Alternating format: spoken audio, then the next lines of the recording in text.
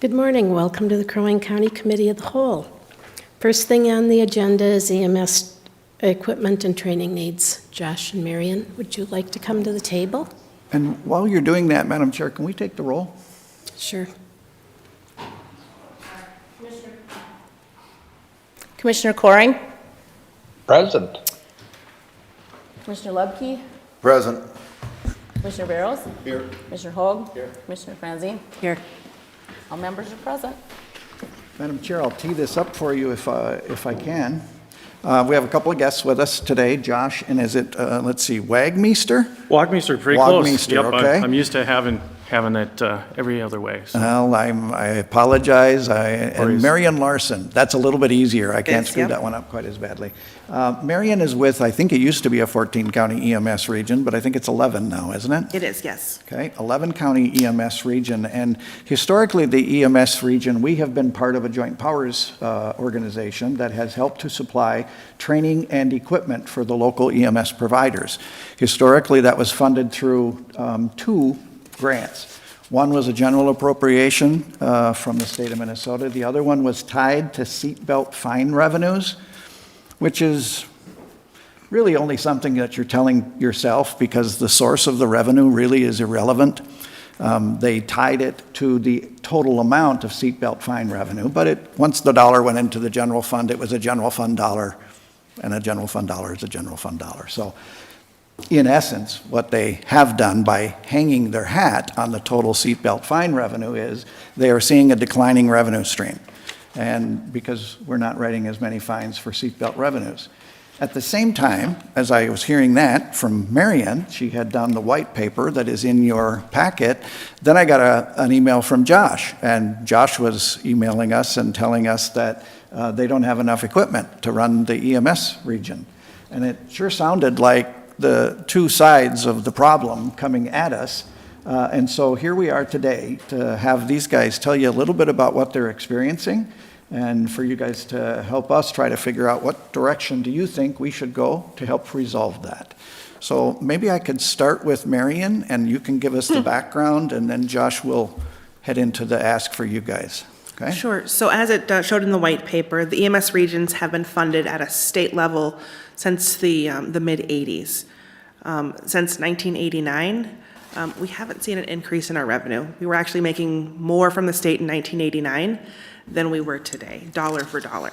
And as I think everybody knows, the price of eggs and milk is considerably more expensive now than it was in 1989.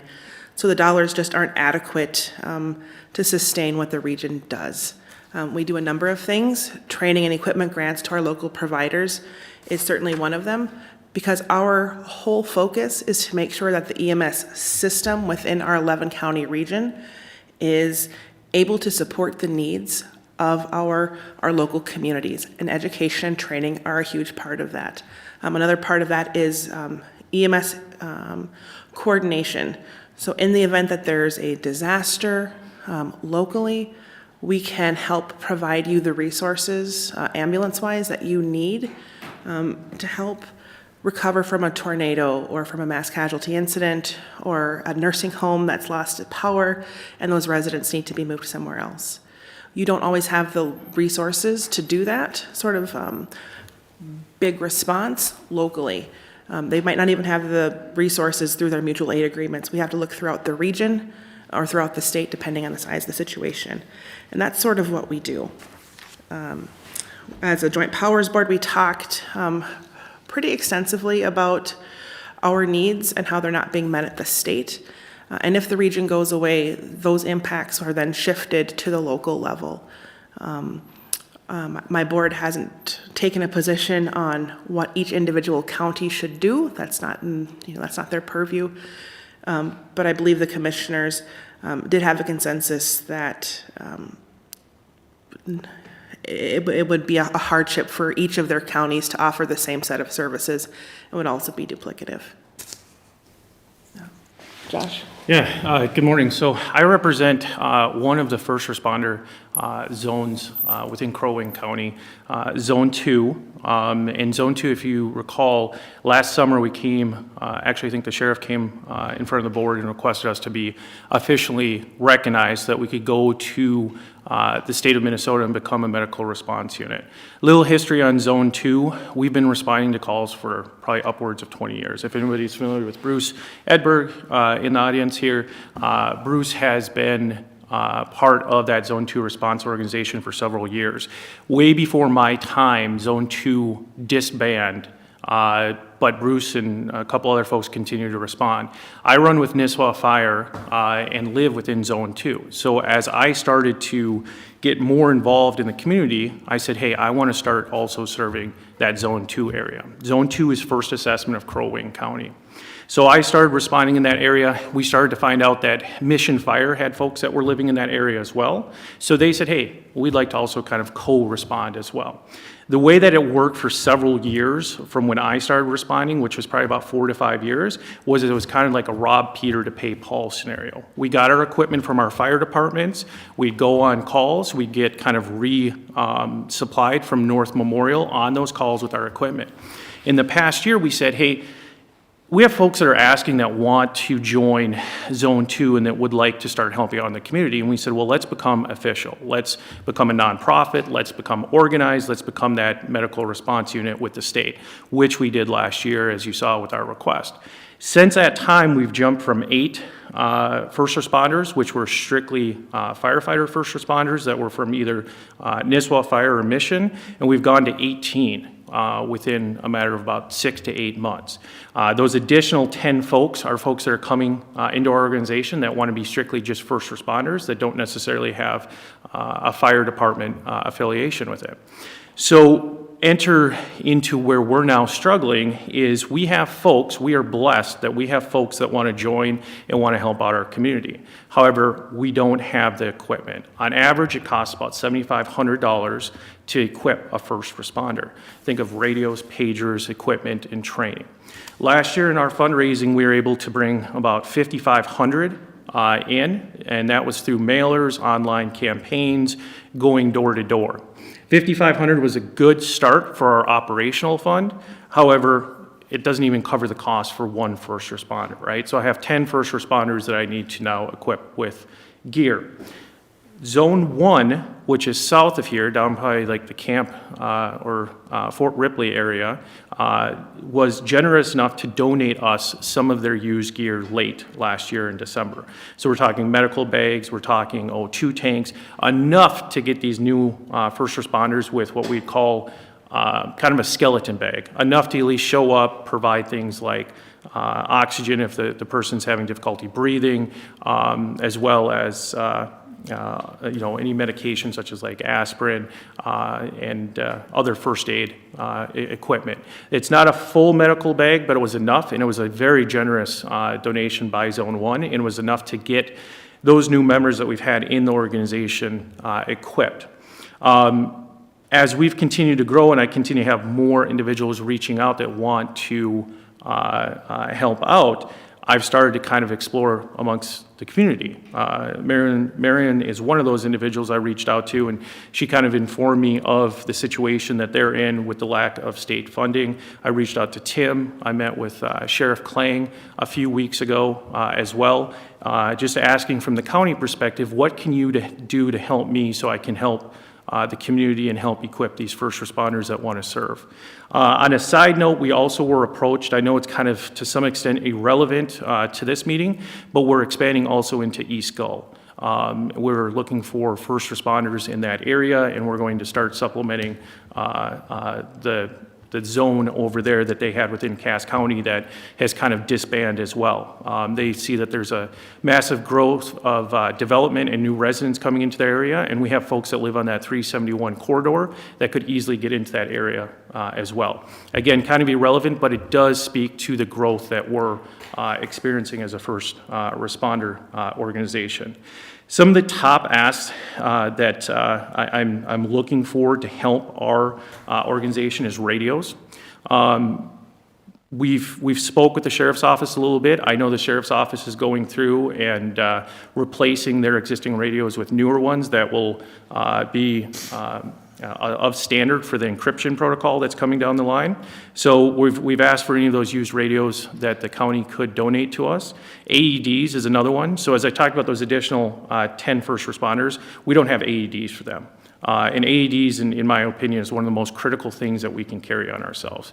If somebody goes into an abnormal rhythm, getting that AED on them in a critical time can be a matter of life or death. And if we don't have an AED and we're doing just chest compressions, doesn't always mean that the end result could be what it would have been if we had something to correct that rhythm. And then long-term, what we're looking for is, I had asked the Sheriff's Department too about the consideration of donating one of their squads, one of their used squads. My goal with Zone 2, or as I should all tell you too, we've rebranded ourselves to the Lakes Area Rescue. And the reason for that is because we're expanding outside of just Crow Wing County. And we wanted to kind of create a name for ourselves too that was easy amongst the community so that they could do donations. But I had reached out to the sheriff's office in that communication as well to say, hey, would you consider donating one of your used squads to us that we could equip then with more advanced medical equipment, such as a Lucas device. Lucas device is a device that if somebody goes into cardiac arrest, it's a mechanical device that we can basically strap on them, and it will take over that compression rate for us. When you get out in the rural communities, and when we have cardiac arrests and we start doing compressions, if it's just myself and one other person, and we're waiting on North to get there, which could, it could be 5 minutes, it could be 25 minutes. 2 folks on a call doing compressions, we can't do it for that extended amount of time. So these Lucas devices are critical in these rural communities because what it does is it frees us up so the compressions can continue to be done on these individuals, and then we can start focusing on things like airway and coordinating with arriving units on how we can get that patient transferred or things such as air care. So long-term, I would love to see us get some type of dedicated vehicle that would be available 24/7 by our organization to be able to respond to any of those calls with more of that advanced equipment. A little bit of background too, in the past year, I have applied to numerous grants. We have a FEMA grant out there right now.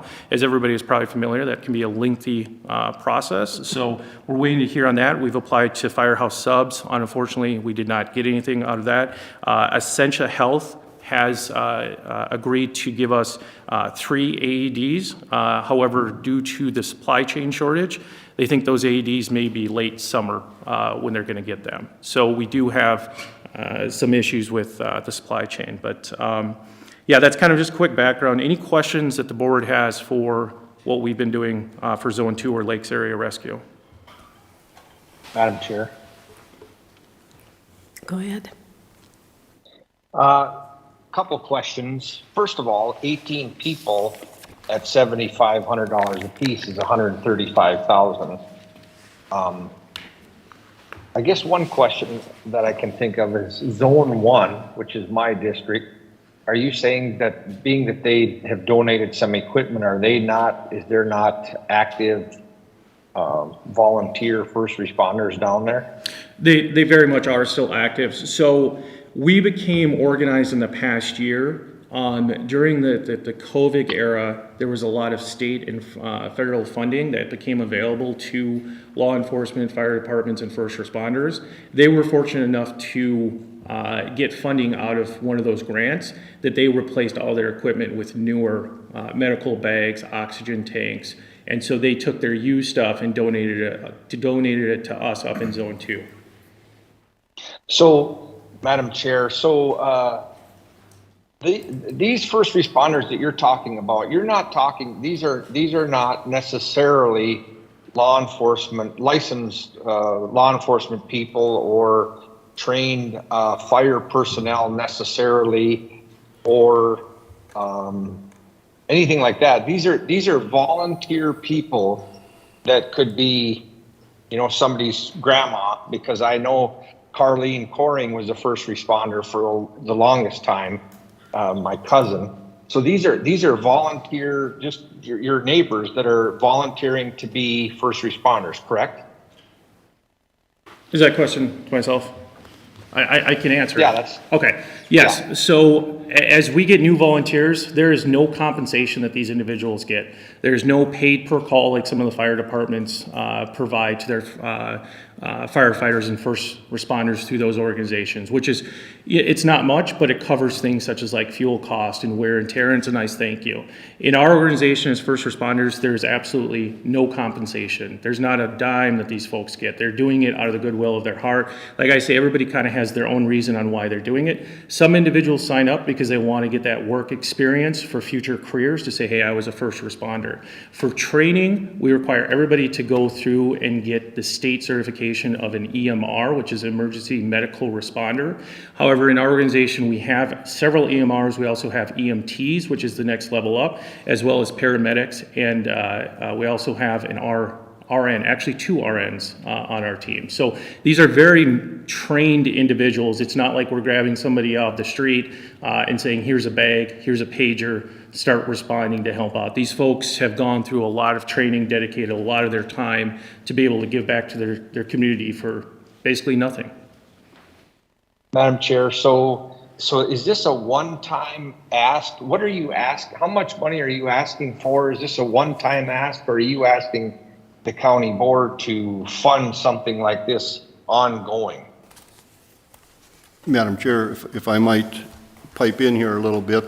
We got 2 different things, I believe, Commissioner Coring, that are going on here. So let me start with the Central Minnesota EMS issue, which is an ongoing funding problem that they have. I sit on that Joint Powers Board, so I've been involved in those discussions. Originally, I brought to the board a discussion about perhaps using some of the opioid dollars in that settlement to fund some of our operations.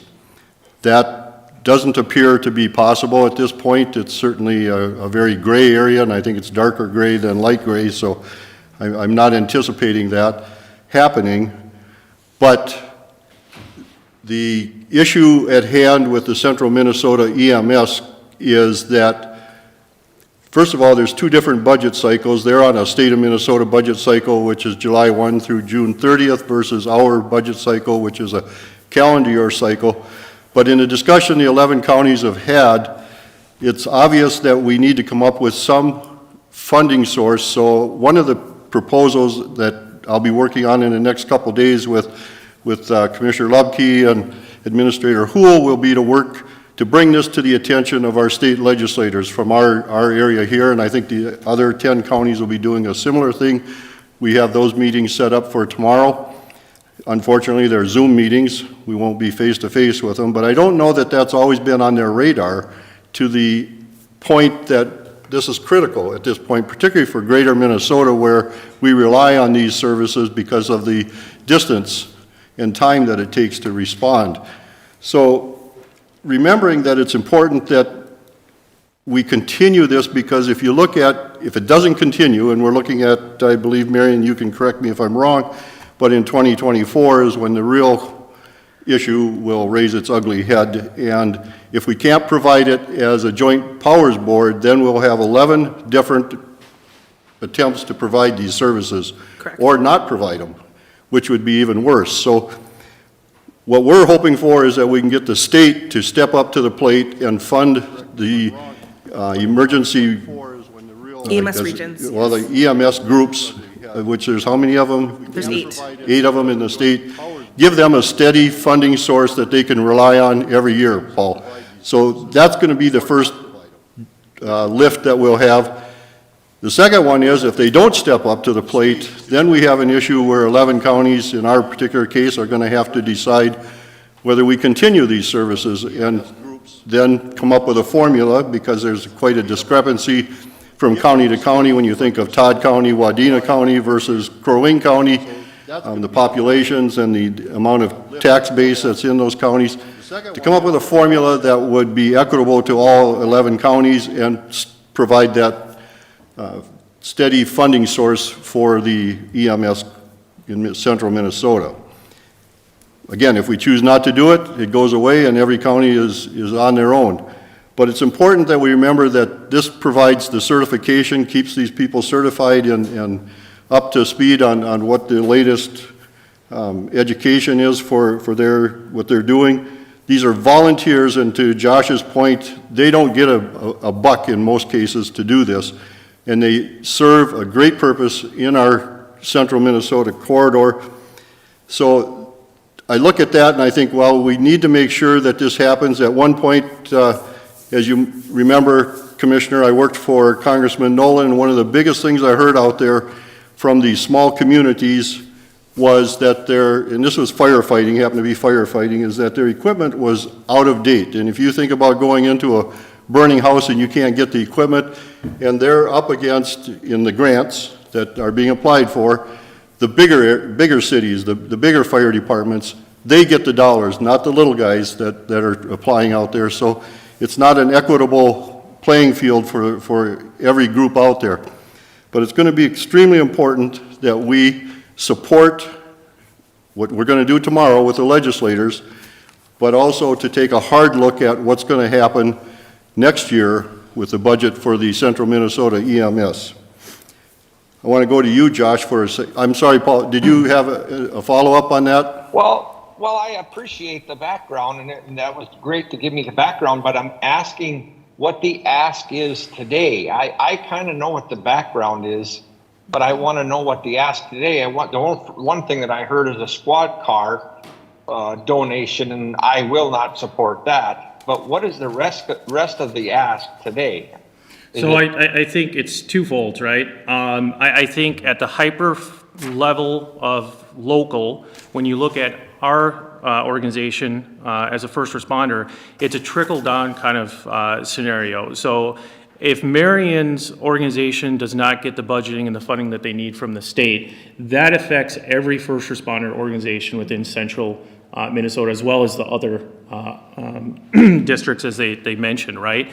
They are kind of a lifeline to some extent for us. So as we send somebody through training, we submit reimbursement through their organization to hopefully fund for that training to get them at that certified level. So it's kind of this trickle down effect. When we look at it from a hyper focus, again, local level of what my asks are, my ask here is to ask the board here in the county to support us with basically give us some of your used stuff, your used radios, your used AEDs, a used squad, and shine the light on what's going on at the state level. So help us in the short term, and then let's figure out how we partner together to take this to the state level, because it's not just a local issue. I'm here on behalf of my zone. I also have members in the audience here from other zones that are experiencing the same exact thing. I just was one that kind of started to vocalize it. From the squad perspective, I would definitely ask you, Commissioner Coring, to think about that and reconsider it, because it would be, I know you guys had a conversation about this with CLC, and that is a for-profit state organization. This is something that's strictly Crow Wing County. And again, we have no funding. We have no money that comes from you guys. We get it strictly from donations. We're out there with our hands out, right? A lot of times we see money come in after we go and we may do something that is a good outcome, right? Unfortunately, 90% of the times when we're on a call, it's not always that good outcome.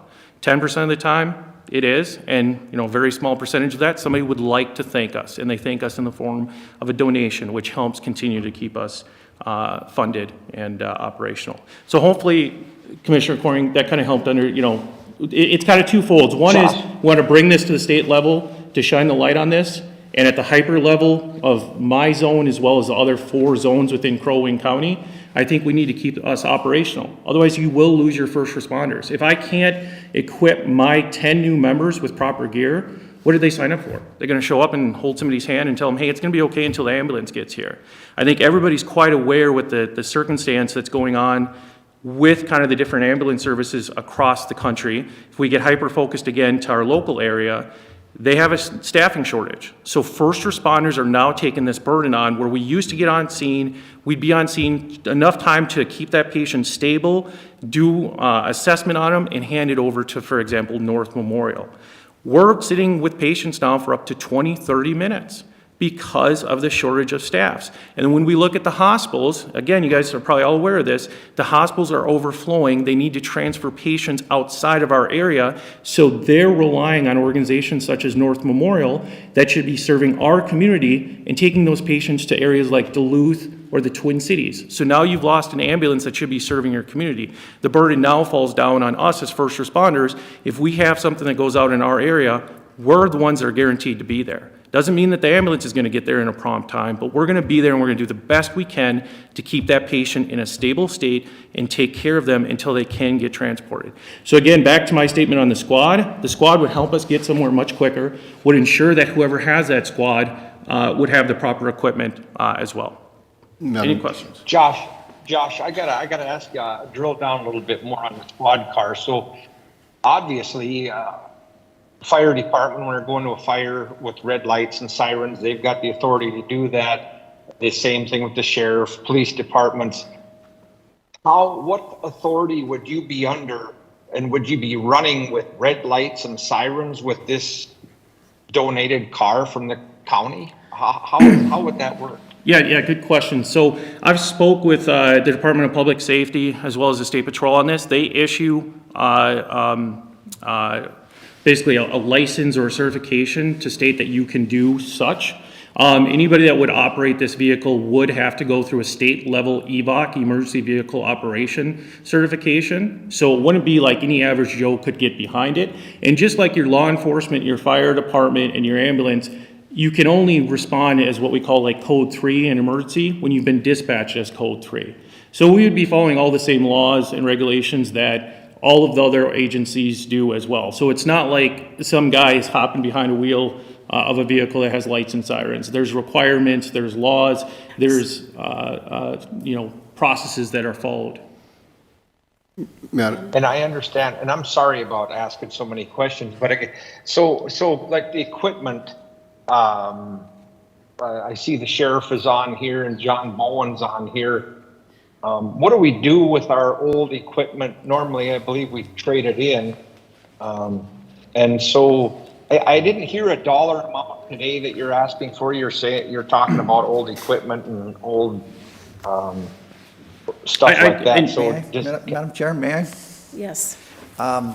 There's a couple of issues here. Can you put up the graph? I think we're here today because of a graph that's in your white paper. I don't need a college degree to figure out what's going on. At the end of the day, that's the problem. Right. If the state would fund this at the same level they funded this in 1989, we wouldn't be here having this conversation today, Correct. probably. Correct. And so I think, to Commissioner Barrow's point, these are state funds. And before the county steps in and replaces state funds, when the state of Minnesota has a record surplus, it seems like we ought to have a conversation with the state of Minnesota. And I think this week, it is opportune for us to do so during our legislative conference. I would suggest this is a nonpartisan issue that they ought to be able to sink their teeth into and resolve. The second issue is at the micro level, and it's the local ask. If you think about what equipment we're talking about here, AEDs, I don't know that it's a good idea for us to just sell at auction something that can shock the human heart. I don't know that I think that's probably a good disposition of our old equipment. Our radios, I don't know that it's probably a good idea that we just sell at auction our old public safety radios. And so letting those go to first responders, there is residual value there. There is, but it's not anywhere near the cost of replacing it. And so from my vantage point, you have to be concerned about the disposition of public property. There can only be in certain different ways, but I believe this would be an allowed contribution. So I don't think from the radio's perspective, from the AED's perspective, there's any issues there.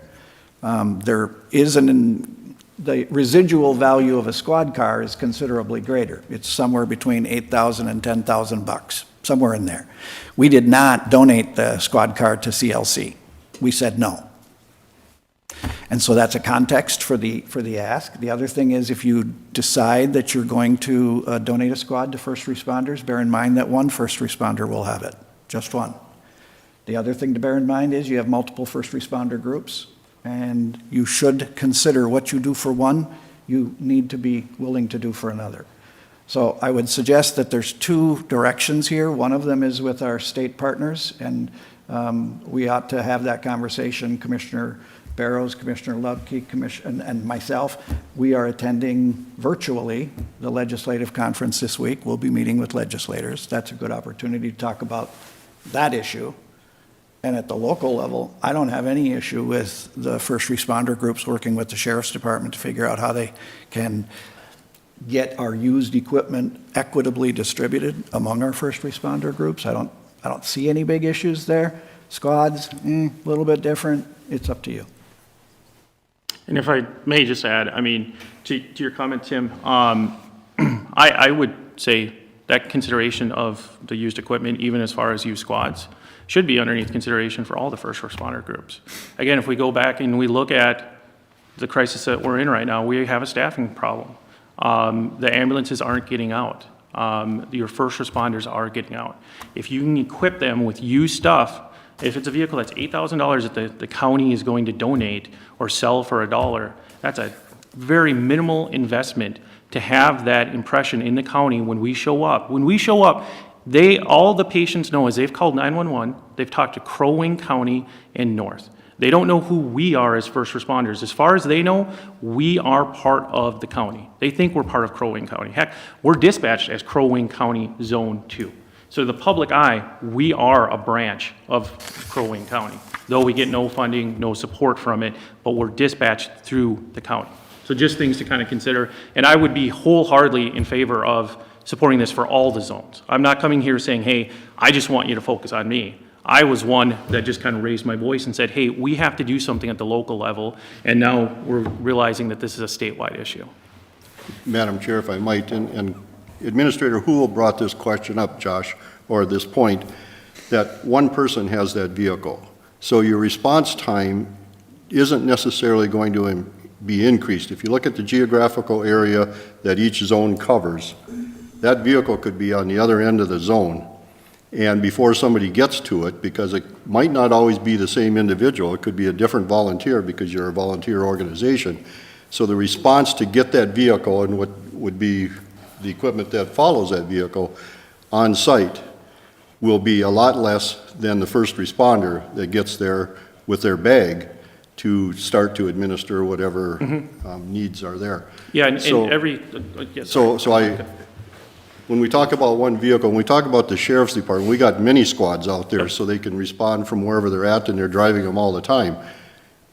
In this type of organization, and I think of the volunteer fire department, it takes time for them to get to the station to respond to the fire and to get the right equipment to that. So there's always a lack of response time when it comes to that. So, and to Commissioner Coring's point and Administrator Houle, there is a difference in value there, but I'm not sure that one vehicle, and I don't care if we put one in each of the 4 different zones, is going to be effective. Put AEDs out there, put radios out there, that's more effective, but Yeah. And if- vehicles, I question that one. And if I may, I'll add a little bit more context to it too. So in the fire space, as I mentioned, I run with Nisswa Fire. We have a command vehicle, and soon we're adding a response vehicle to that organization as well.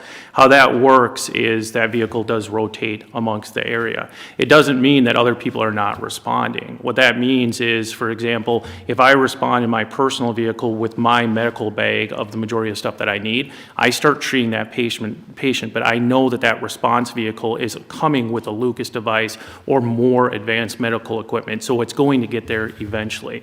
And the reason that I mentioned the one would rotate is you would have shifts, or you would do it based on, hey, there's some type of event going on at BIR this weekend, we need it on that 371 corridor versus the County Road 3 corridors, we kind of refer it for the different zones. So I think from a logistics standpoint, we could definitely handle that with where it would be and guarantee that it's always staffed at a minimum.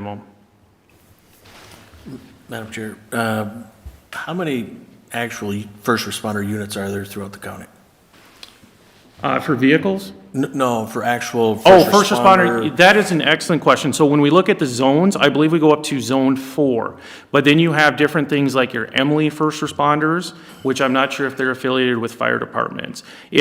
it's one where if we look at Nisswa Fire were first responders as well as a fire department. If we look at Pequot is not a first responding unit or first responders, they're only fire, but then Zone 3 supplements up there. So for a total number, I don't have that. We need to get that, and that's one thing that I've spoke with other groups. The fire departments in the area do a chiefs meeting every couple months. I am looking at initializing that for the first responder units as well, so we can start having more of a kind of a group, community, rather than these individual zones, and that way we can start understanding what's working, what's not working. So, Okay, thank you. so unfortunately, I don't have an answer on the exact number because it's kind of different on each area. And I think that's what makes it really great, because it's sourced locally, right? Crow Wing County does what works for them. It's a combination of, Zone 1 through 4 first responders and fire departments. In other counties, it works differently. And the region is here to help support you no matter which avenue you take, because it works locally for you. It's your decision. Can you share or tell us what area each of those 4 zones cover? 1 through 4, I mean, what? Geographically? Yeah. Yeah, dispatch does have a map. They have it up down in their dispatch center. I have a copy of it too. But for the ones that I can rattle offhand, so Zone 2, which I represent here today, is that first assessment area. As I like to say, it's that area between Brainerd and Nisswa. Zone 1, which is south of here, is anything south of Brainerd, in that kind of that Fort Ripley area where Commissioner Coring kind of represents down there. Zone 3 is that Pequot area, Breezy, Jenkins. And Zone 4, if anybody can help me with that, that's kind of up in that upper northwest corner of the county. Yeah, I think the Cass County border. Other side, yeah. Yeah. But those are the 4 zones I'm aware of, 1 through 4, as you hear them get dispatched. And then, like I said, each community may have, for example, like Emily responders. They have their own area too that gets dispatched. Madam Chair, I'm a little confused, Josh, because you said Zone 3, or which one is Pequot? That's Zone 3. That's 3.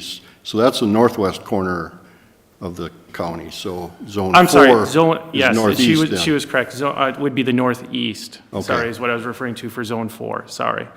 Okay, and does Zone 1 go from Fort Ripley to Garrison?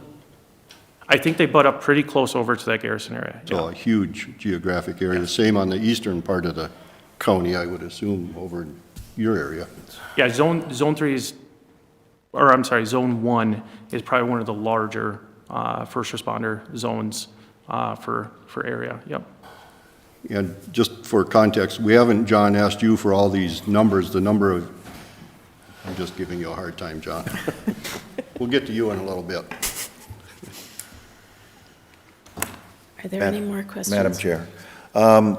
So we're talking about looking at trying to get it funded through the state on an ongoing basis. Right now, you're kind of looking at a short gap funding right now. Yes. Have you reached out to, like up in my district, reached out to any of the, we have Pequot Fire, and you said they do not do first responding right now. But there is a first responding group in that area?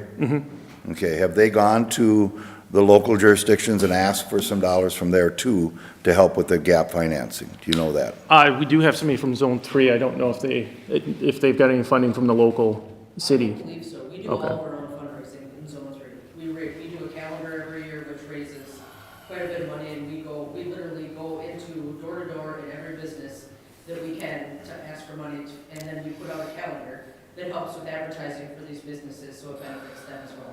We also do a fundraiser on the Breezy Bill that goes around Pelican Lake and get people in, and that's all donation.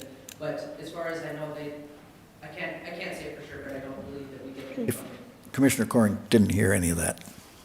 Yeah. The reason I'm asking this is if you're going just out to the general public, I've been involved in local government, in cities and stuff like that. Have you come by and asked whether it be a township or a city in this jurisdiction? Because sometimes there is some dollars we have that are discretionary for us to use. And have you come to ask for that? Because I think it's a pretty viable use for some of those dollars if we have some laying around. to do that. You know, in the case where I'm from, the little city of Jenkins, we use Pequot Fire, but that doesn't mean that that's who's doing the first responding. And we support Pequot Fire because we have a contract with them. I'm just asking that if that's another avenue maybe that you could look at. I don't know who else is out there for funding sources, but pretty much right now we're looking at more of gap funding, I think, and trying to get it to a state level of funding. And I think that's a longer road to hoe. But I think right now you need to have the gap funding. Plan for the long, yeah, and like I said, short term. And unfortunately with the Zone 2, we're first assessment unorganized. We don't necessarily have a municipal or a city to go towards, right? Right, where we are that for them. Yes, exactly. And which made it very attractive for me as I looked at East Gull, because as we've met with the city board over there, with the mayor, they are willing to support us from a funding standpoint substantially. And then also over there, there's a lot of resorts that we would like to probably start helping out and asking for their support too. So again, as I've looked at my organization, I said, how can I help my people? Going into that Cass County East Gull just made sense because there's resources over there that I think we can kind of help each other, right? They were short on folks to be first responders. We're short on funding, and I think that we can work together over in that area. So we're getting as creative as we can when it comes to grants. We've had grants out there. I just reached out to AAA Automotive last week. They have no money for safety vests and stuff like that. So everybody, unfortunately, is living in this world where we all think we're heading towards some big cliff, and everyone is cranking down on expenditure and donation. And I think at the long term, when we look at it, when we have the state of Minnesota that's boasting how much money that they have in a surplus, I think long term we need to go to state of Minnesota and say, you got to take care of the folks that are doing this for no charge. They're helping the people out that are staying at home that maybe aren't working, whatever the reason is, right? But we need to go back to the state at the bigger picture and say, you have this money, spend it to where it needs to be spent to help your own people. Madam Chair, does Cross Lake have a first responder group up there? Cross Lake Fire does their own as well, yep. And they'd have their own first responder group? They do a conjoint, so just like Nisswa, so Okay, Nisswa Fire okay. gets dispatched out for first Part of responder the fire fire. department. Cross Lake is the same way as well. Okay, Yep. okay. Just want to make sure the area's covered. Thank you. Madam Chair, are there any objections to us continuing to do what the sheriff has already indicated regarding radios and AEDs? Any objection to us continuing to do that? Tim, could I ask that we look at the big picture here, and if we're going to formulate some type of plan, that every group is represented in this, that We have throughout to the make county. sure, if we're going to do the AEDs or the radios, I'm talking about all groups. That we would not just do that for Zone 2. We would be prepared to do that for any of our first responder groups, radios, AEDs. If we did it for all, do you have any objections? Okay, any objections to Commissioner Barrows and Commissioner Lubke and I representing this as our primary issue with our legislators tomorrow? I think it's a good idea. Okay, anybody want to champion the squad car being donated to our first responder groups? I think I have my direction. For Mr. Huell's information, there are 2 Senate files out there to help Oh, support cool. the regions. House File 621, authored by Representative Hewitt, and Senate File 1017, whose primary author is Senator Seeberger. Marion, start over again. Sure. Go slower Sure. and much louder. Much louder. And that would be House File 621, who's being authored by Representative John Hewitt, and Senate File 1017 by Senator Seeberger. Both of those bills are asking for an additional $100,000 annually to each region throughout the state. So I believe it's an $800,000 note. The regions, I'm sure, would love to get that. I'm sure that my board would appreciate that. I think that would help support the operations of the region. But in transparency, I don't know that it would leave a lot left to be able to give to Zone 2 first I thought it responders was and light. folks like Josh. It sounds light. Yeah, we would just need additional, but it would support the work that we do on a daily basis. It's easier. Madam Chair, if I could, did they tie that to CPI so that we aren't going back to the trough every legislative session in these two bills? Unknown. Unknown. We'll have to look at that. And they typically will do it biennium to biennium, so then the question is it built into the base or is it one-time funding? You want this to be in the base so that Right. it's recurring. As soon as you said the amounts, I thought it sounded light, but it is easier to modify a bill that's already in than it is to get a new one moving. Correct. So if you got a bill and it's moving, that's your vehicle. So, Anything else, Madam Chair, on this topic? Otherwise, I think we know where we're going. Or anyone else who wants to? Well, thank you for coming. Yeah, thank you for the time, and We'll thank you for be the in invite. touch. We need to work on this. Yes, this will be. Yeah, and I'm happy to advocate at that local level, all the way up to the state level. Anything that you need, I can be a voice, so. Madam Chair, if you don't mind, what I will do is bring a letter to the next board meeting and offer it for the chair to sign and send to our area legislators about this very topic, about these bills and what we talked about today. If that is okay with you, I would bring that forward at the next board meeting as well. All right, sounds good. Thank you for your time. Thank you so much for And then when coming. you get a copy of that letter, please use it. Thanks, Marion. Thanks, Josh. John brought a suitcase. Oh, it's a backpack. But the operations plan is in the backpack.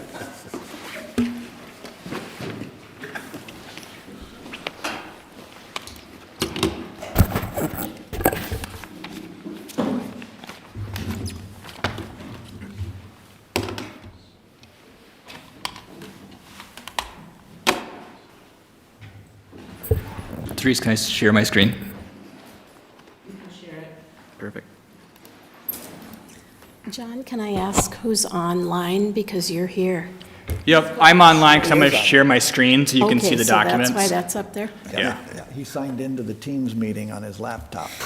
Okay, This way he can run it instead of me. all right.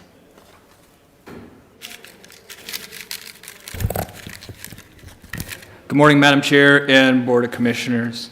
Today I brought forth to you a review of our emergency operations plan. What we have done over the past, what we've been required to do is a 4-year cycle. And we've made some changes to it. As in front of me here, you see these books here, paper copies of our emergency operations plan that we've always had paper over the years. This last year, we moved everything into a SharePoint process, which is going to be a really good thing for us because then each one of you doesn't have to have a paper copy. Our SMT leaders, all our responders that would be going to our emergency operations center, or our critical leaders in our community will have access to it, and we can make updates in real time on that document. So I think it's going to be a real plus. I'm going to walk through today on how the plan is laid out, what the plan really is, the process of it, and along with some of the changes we've done the last couple of years. It's been pretty minimal. And then also kind of the next steps and where we see this going forward and to really make our plan more robust for our county. Just go back a little bit. The last time the county board approved our emergency operations plan was in 2018. We're running off, the state and federal governments give us 71 requirements. Well, primarily they come down from the feds and the state says, okay, here are the 71 requirements that you have to meet. And that really started as a process from 2015 to 2018. And in 2017 and 18, we did meet all those requirements in our plan. And that was approved by the county board at that time. So what the process is with our requirement with the state is it's every 4 years. So say this is year 1. County board approves it. Next year, it will go to a regional review committee, which is called the RRC. And that looks at the hazardous material facilities within our community. And I'll talk a little bit more about that when I go through the plan, overview of the plan. The third step is a peer review. So we have one of our neighboring counties or one of the cities of the first class, which we only have Duluth in our region. So like Cass will look at our plan, look at our requirements, do we meet them all? And I'll look at Cass County's plan or Aikens, vice versa. Say, yep, you meet them all, or here's some improvement areas you can do in the plan. So that's the third year. Then the fourth year, the state reviews it and says, okay, does the same thing, you meet all the requirements, here's some possible things you can do to improve your plan, but you're still good for Crow Wing County, we are. So now we go back to that year one, we're back to the county board review and to approve it. So that's kind of the four-wheeler cycle. It doesn't stop, it continuously goes. The one thing I talked about, the 71 requirements in the past, that is changing, going from 71 down to 17. That doesn't mean it's gonna be easier, but they're making it less requirements, but probably more work. We only have a draft as of right now, but that's gonna get approved. I was hoping this week, but the emergency management conference got canceled for some reason down in the metro. So we'll wait probably till the end of the week or next week till we get a clearance on that. Because you're going to be busy this week. Yeah. Lost my train of thought here. So with that process, so we'll go through those. I'll kind of show you what the layout is of that. And I have up now is our SharePoint site. Currently the plan I have here, I'll show you bits and pieces of it and kind of overview of it. There are some areas of it that are security sensitive, so I won't be pulling that up right now. I'll talk about some of those areas. Some of them are very generalized, like we call them lifeline sectors, and we do a threat hazard analysis of our county every year. So you probably got an email on it because our leadership staff did, our SMT staff did, and all of our police, fire departments, and our emergency managers throughout the county had a survey that came out, and we did a regional one, and then we have that information come back to locally, what's Crow Wing County say, top 5. And I'll talk about those top 3 to 5 ones. They're nothing that we wouldn't assume. So now the way it looks right now, you all should have access to this site. So if you go to your SharePoint site and you go to your teams, again, this information is, just for internal use only. So you go into your groups. Oops. You go across, hang on here. There we go. You should be able to go right to the emergency operations plan. And when we'll talk about having meetings later on, there'll be agendas that we'll be able to put right in the SharePoint site.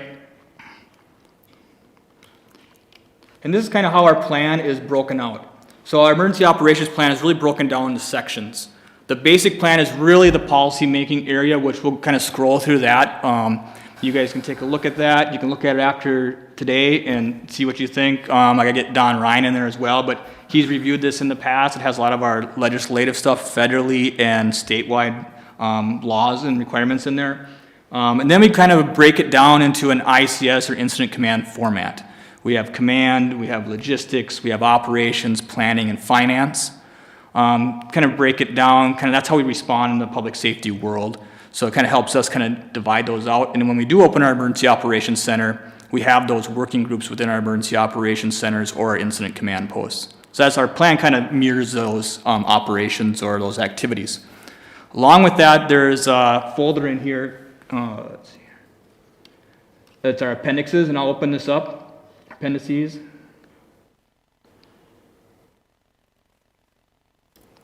And these are really supporting documents. These are all the details, that we worked on over the years, like our mass dispensing sites we did for public health. And we did learn a lot. You see Appendix C there is our accounting of operations. Part of our pandemic flu plan back in 2008 was H1N1 pandemic flu. So it was really, we had that appendix in here, and really we changed that a lot because of COVID. Because we took that document and said, okay, will this work, or how can we improve on that? And that's really one of the goals I want to do after today, or moving forward in 2023, is have a work group just for that category, for COOP. Because we have continuity of operation plans for, the auditor's office for elections, we have them for our dispatch center, we have other departments that have specific county of operations plans, but how do those all mesh together as a county? So that's one, goal of mine, is one area that I'd like to work on moving forward. But again, according to our requirements, we mentioned continuity of operations within our main plan, but this is just an additional, kind of like a supporting document, more detailed for us when the event happens. And again, the emergency operations plan is, we have these requirements, but really it's a guidance document. So we're not starting from scratch when the event happens. We try to plan for everything, but things don't always go the way we plan. So at least it's some guidance for us to move forward. It's a lot easier to deal with the 20% that you didn't plan for when you've got 80% covered. Then you can handle the 20%. But if you're trying to handle 100% of it all at once, you're drinking from the fire hose. And the nice thing about having it here, when people make edits and stuff in here, I can see who does the edits on the documents and what days. So I can go back and say, okay, how has this changed? You'll see once you get into, I'll open up the basic plan, is I have it pinned to the top, but then I also have like an org chart in here, and I created a PDF. So that means I know that if changes get done, I can go back and compare that PDF to the Word document that's in the shared file. I think I got this pulled up. So I'll kind of run through the basic plan a little bit because that's more of the policy end of it, and actually the command center, the command portion of the plan, because there's a few things that we added, like trigger points that the federal government has asked us to do for like the last 4 years. Again, we did have 2 years that we did not have to, 2.5 years we didn't have to update our EOP because the state waived it because of the COVID response. Said, okay, we don't have to follow those guidelines these 2 years because of that. So that's why we're back to this point today, is that we're starting our normal routine again after COVID. So some additions to the basic plan is that we put in some more definitions. Just, we hear a lot about acronyms and definitions, and sometimes we don't, what does special populations mean? Or, some of the ones we don't hear on a normal basis. So we add a bunch of definitions into the first part of the basic plan along with our acronyms. I mean, these are just a few of the acronyms. I think it's down one more page here. Just a few of our acronyms, but this, you could be updating acronyms every week, I think, in the plan, the way things go. We do have a record of revision. We keep track of what portions of the plan. Now, December the 2022 and January of this year, we spent a lot of time just kind of going through the whole plan because we're moving it from the paper copy onto the SharePoint option for us.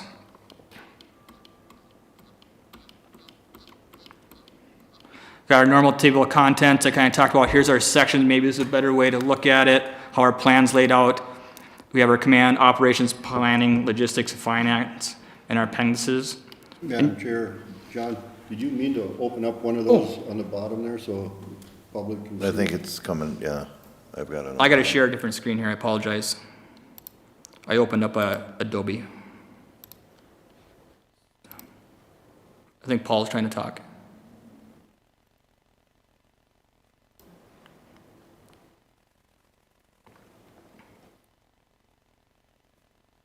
Commissioner Coring, did you have a question?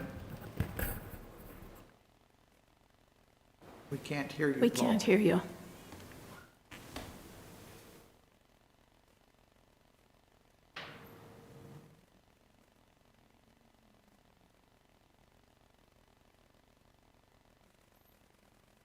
Paul, why don't you cancel out of the meeting and then come right back in?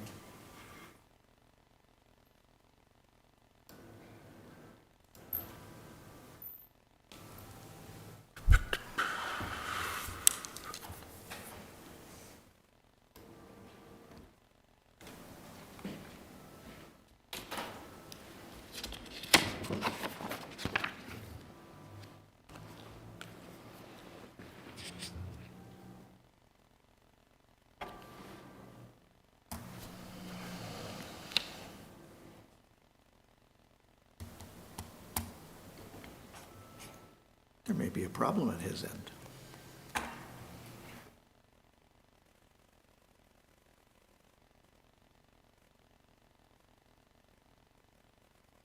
Why don't you keep going, John? Okay. So as you can see up on the screen here, these are just all the appendices or appendixes that we have, or those supporting documents throughout our plan, those additions.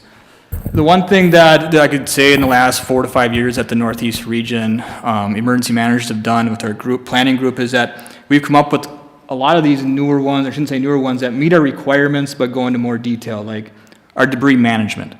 That's a big one. We meet our debris management guidance in our normal plan, but up and above that, there's more work to be done in that area. Right before COVID, we were planning on having a debris management class up here in Crow Wing County for Highway Department and our Public Works Departments, just talk about how do we manage our debris, which we're very used to handling debris, especially wooded and tree debris. But then, Commissioner Coring, are you there? I'm here. Wonderful, we can hear you now. Okay, great. Back to that other page, that very first page, John, that you had on there, it said, can you go back to that, the very first page? okay. think it was the certification. Well, I was just curious about in the top right-hand corner, it said 13 members. Oh, okay. Just wondering, who is that and what's that all about? Yep, that's our SharePoint. So that shows us who are members of this group. So currently, right now, I have the county board members, Tim Hool, the sheriff, chief deputy, and Captain Cronstead in there as our members. It's just been added. I'll be adding more of the SMT members and some leadership team members into this SharePoint site. There is security information that's included in the emergency operations plan, Paul, and so to the extent that there are some sections that are public information, we can use SharePoint to create different levels of security for different components of the plan. You know, critical infrastructure is private data. We're not going, it'll be in the plan, but we're not going to advertise it publicly for obvious reasons. So this is our way of trying to make sure that you can see the entire plan and we can control the security for anybody else that we allow into the teams, into the SharePoint link. Okay, I understand now. It kind of relates to, you talked about security, Tim. Like in our plan, we call it the SARA Title III requirement, or Tier 2 or 302 facilities. And what that is our hazmat plan, our E-plan. Any facility within the county that holds or stores a certain amount of chemicals on site are required to report to the state. It's public information. But within our plan is we have all the fine details of like their contact information, personal information that's not public. Like we can get the public information on that. It's readily available for all the public to get that under the, trying to think of the law, I'll bring it up here. Data Practices Act. Yep. So that's kind of how the plan is. Like we have more detailed information in the plan. That's why we have it. Certain areas of it just for official use only.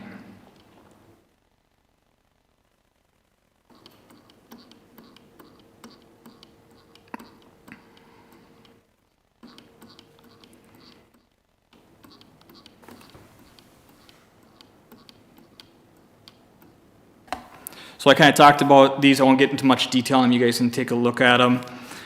But like I said, debris management that we worked on, search and rescue, donation management, you know, even our continuity of operations I talked about, we came up with even just a baseline starter kind of template that we can work with and make it more Crow Wing County, but at least we have some kind of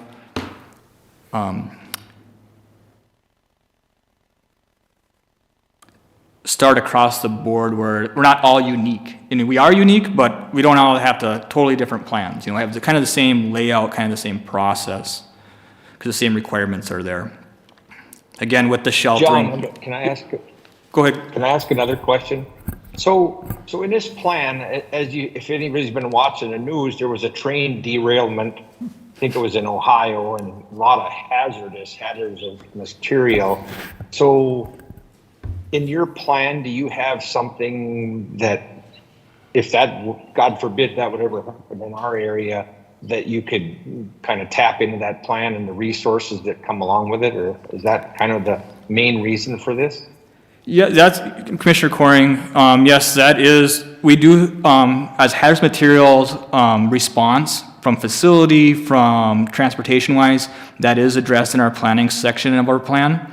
That is a requirement. It's one of our big ones from, you know, the federal one with our, between SARA Title III and just hazmat spills. Our plan lays out who is the primary or kind of who's in charge of those incidents. For that incident, like you say, it happened in Ohio, and also the one in Michigan is normally the local fire chief jurisdiction who is the incident commander on those.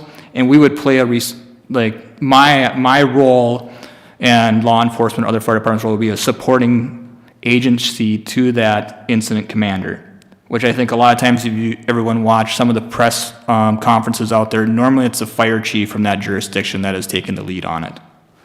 But we do address that throughout the plan, from man-made natural disasters, or man-made disasters, natural disasters, and technological disasters as well. Those are kind of our three categories.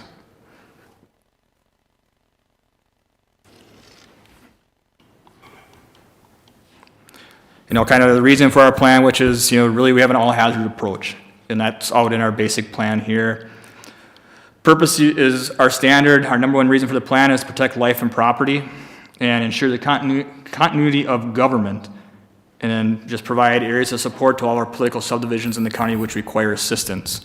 So right now, all of our cities are required to have some form of emergency operations plan. Some of them are pretty good, and some, they don't have a lot to work with. So then they rely on us. So when they need help, if they can't respond, they need the resources beyond their plan, they come to us. And then we say, okay, how can we help them by looking at our plan and what our resources we have countywide, and what can we get for resources outside of our county with our mutual aids and then across the state as well.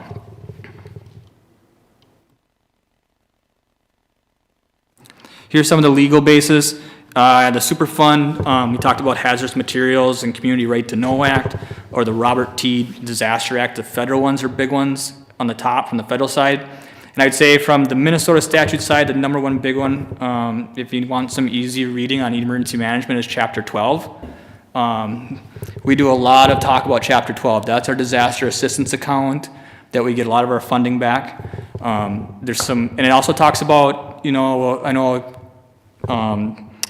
Mr. Houle might want to chime in on this too, is what does it mean when we call a disaster declaration? And how long does that last? So the last year or so, or last few years when we declare a disaster declaration, the board chair has signed off on that. And that lasts for 3 days, 72 hours.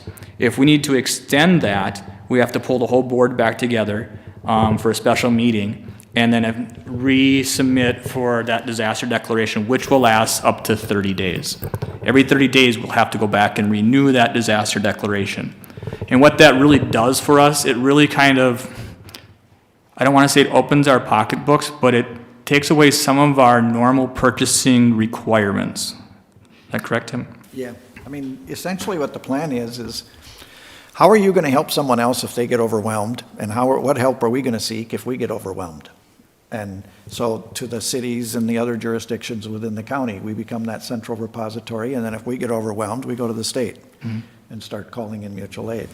The emergency declarations, typically the board chair declaration for a natural disaster is usually enough, because you have to have declared the disaster, and it usually is for a storm event, and that's usually 1, 2, sometimes even 3 days. And so we don't usually get to where we need the full county board to declare the disaster. Usually the board chair doing it is enough. When we were in COVID, we did experience that. What I want you to understand is that essentially what the plan is doing is, here's what we're going to go do in the event of this kind of disaster. And it authorizes staff to go and move and do things.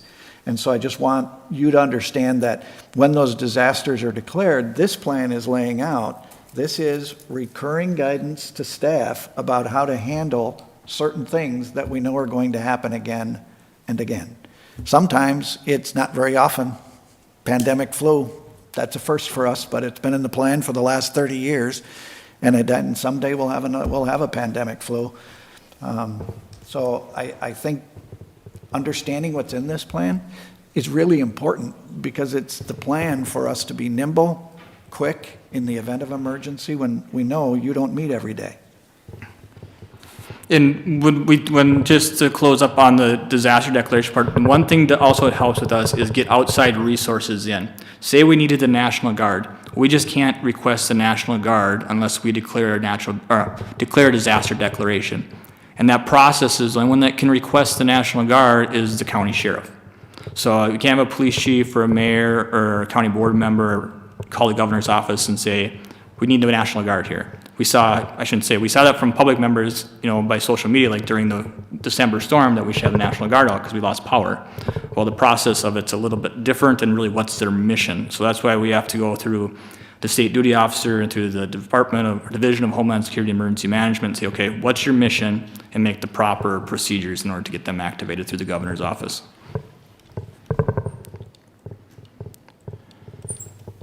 Just some basic stuff in the basic plan, kind of what our leadership looks like from our SMT team overall. Also talked about county and city government. And here's what Commissioner Coring talked about, kind of who are the primary responders for some of these events. If it's a train derailment, hazardous material, search and rescue. We have primary, we have support, and we have a coordinating partner within some of the main topics, evacuation and traffic control. If we had to evacuate an area, who is the primary responsibility? Either the county sheriff, it's within the county, or it could be within a city jurisdiction. It may be the chief law enforcement officer within that city or police chief, and then the county sheriff's in support, kind of like search and rescue. The sheriff's office in our plan has written that outside of a jurisdiction, say a fire department or a city jurisdiction, that the sheriff's is the primary support. Now within a city jurisdiction, the fire department might be the lead on that search and rescue operation.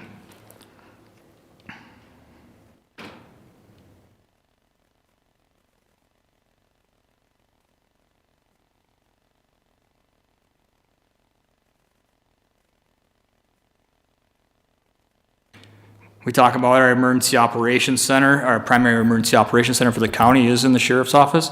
We also do have a secondary and a tertiary emergency operations center throughout the county, which is listed in the plan.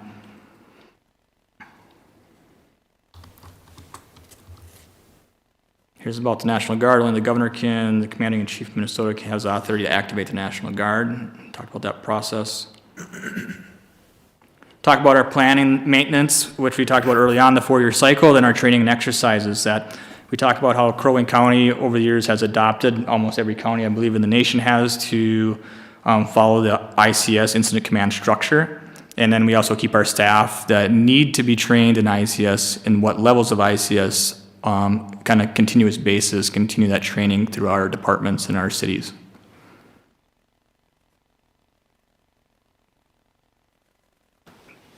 Now I'm going to switch here. I believe this is the command portion of our plan here. I just want to touch on a couple things that are a little bit new, or at least the one thing. I talked about our Emergency Operations Center and kind of what the purpose of our Emergency Operations Center is in here for.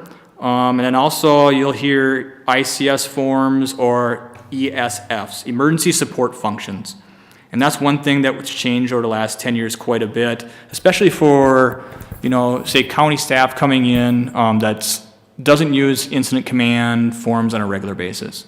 So we have like checklists, like one-page checklists, emergency support functions for its transportation, fire, logistics, EMS. Some of those basic, there's 15 of them basic ones that it's something for us to start on so we're not starting from scratch. EOC activation, when do we open our EOC? Well, there are some trigger points, and a lot of times, depending on, every scenario is a little bit different. And I think one thing we did learn during COVID that we can do operations a lot differently with technology. We saw a lot of virtual EOCs open across the state. When we had our EOC open for COVID, I can't remember how many months we had it open.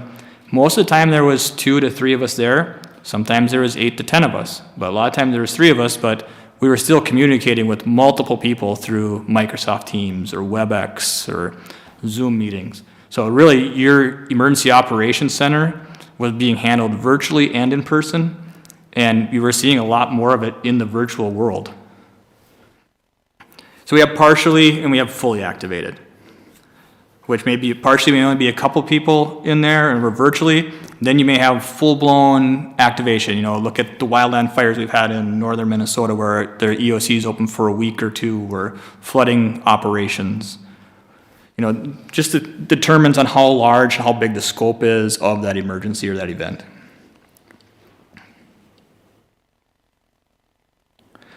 So here's the level of emergency that I won't go through each one of these line items, but how the feds have broken it down is really into 5 categories or 5 levels. Level 5 is being like day-to-day operations like today, and kind of what is kind of a guideline for EOC operations and activating your emergency operations plan or using your emergency operations plan in more depth.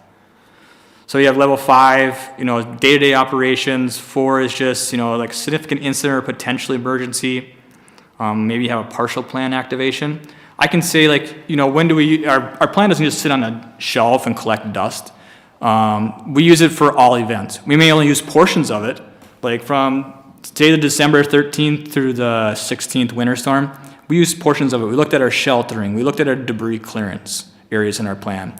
We looked at our resource guide, we worked with our Red Cross partners. All those people are within our emergency operations plan. So it's like, we use our plan on a pretty regular basis.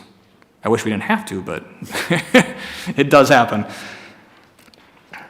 So level 3 is that really our significant continuity of government situation, emergency, or potential incident requiring input from multiple personnel or leadership roles. So that's kind of our mid-level, it's like, I would say that's more around our summer, winter storms that we had, our bigger events. It's kind of that 3 area in a way. And then it really gets into your major level 2 and level 1s. And then within those subdivisions, you look at them, some may be just opening up, say, level 3 for a critical event that's happening in the state of Minnesota. That's maybe not directly, or in the nation, not directly impacting Crow Wing County. But we do have it to a certain level and kind of some expectations that they have on us during those times. I talked about the Incident Command, ICS courses. There's the 3 main courses that we encourage anyone who'd respond to a natural or man-made disaster to have is that 100, 200, 700, which can be done online. And then we have the more advanced ones, the 300 and 400 ones that we do in person, which we did have an ICS 300 course last month, and we do have an IS 400 course, I believe, the end of this month. So we haven't had those for a few years, so we brought that back.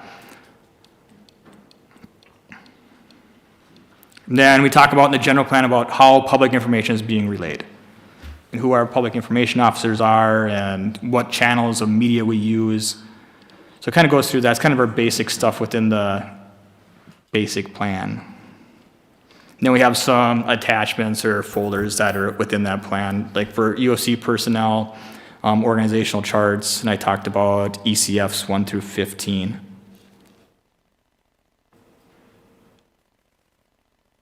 Questions on that portion of the basic plan and the command plan? That's kind of an overview, but I wanted to kind of give you an idea of, how the plan is kind of laid out.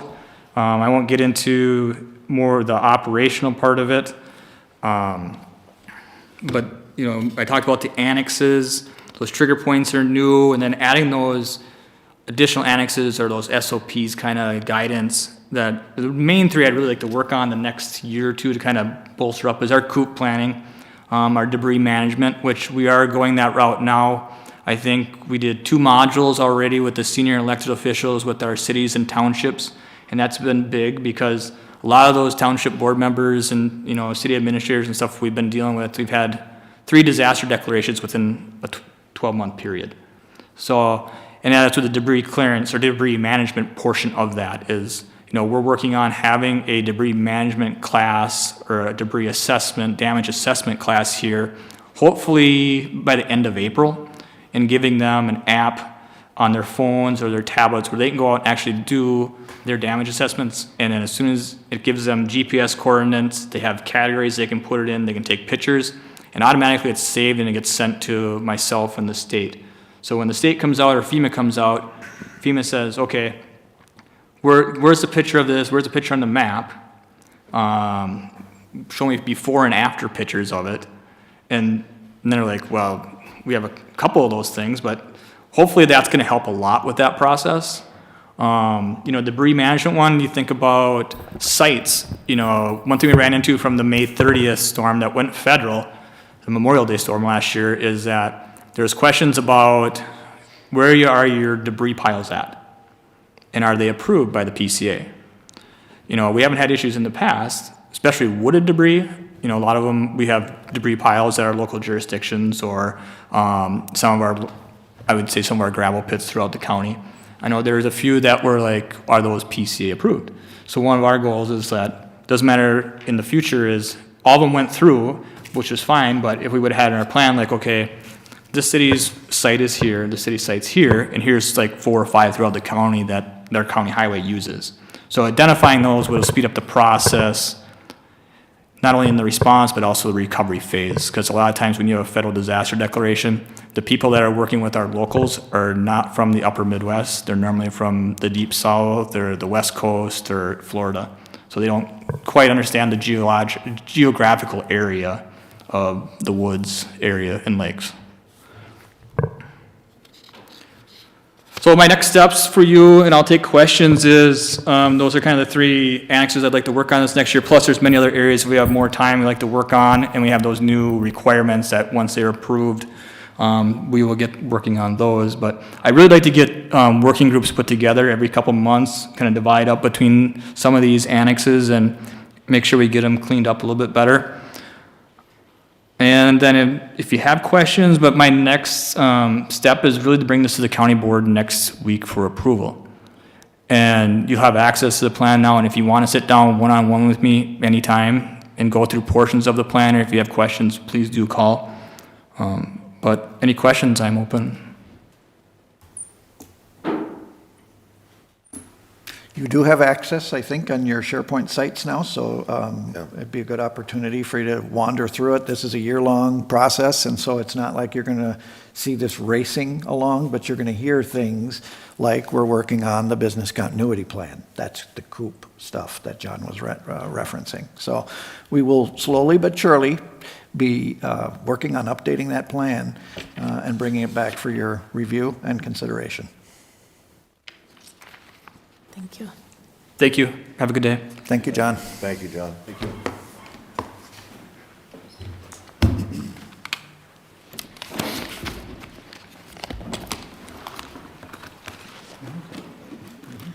Okay, next thing on the You need a agenda. two-wheeler or anything, John, to carry that stuff around? You don't want a back injury.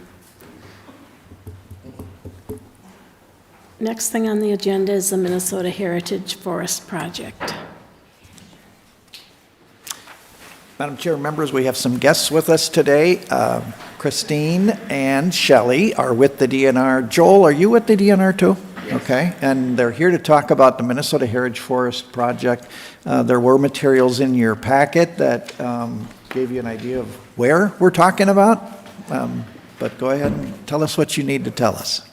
All right, thank you. First, I'd just like to introduce myself. I'm Shelley Patton. I'm the regional director for DNR in the northeast part of the state. So I have the northeast region, and typically I wouldn't come to the board with this, with the forest project, but I wanted to take this opportunity to attend and to introduce myself to you. And extend, if you ever wanted more information about the DNR and the different divisions, I'd be happy to come to the board and make a presentation to the board. But I'm kind of that conduit to the commissioner's office. I'm appointed by Commissioner Strawman and report directly to the commissioner's office. So if you ever have any issues or conversations you want to have, You do. I'm your person. So, and I've met Tim, so. So I thank you for giving us the time, and I'm going to let Joel and Christine explain the Heritage Forest Project.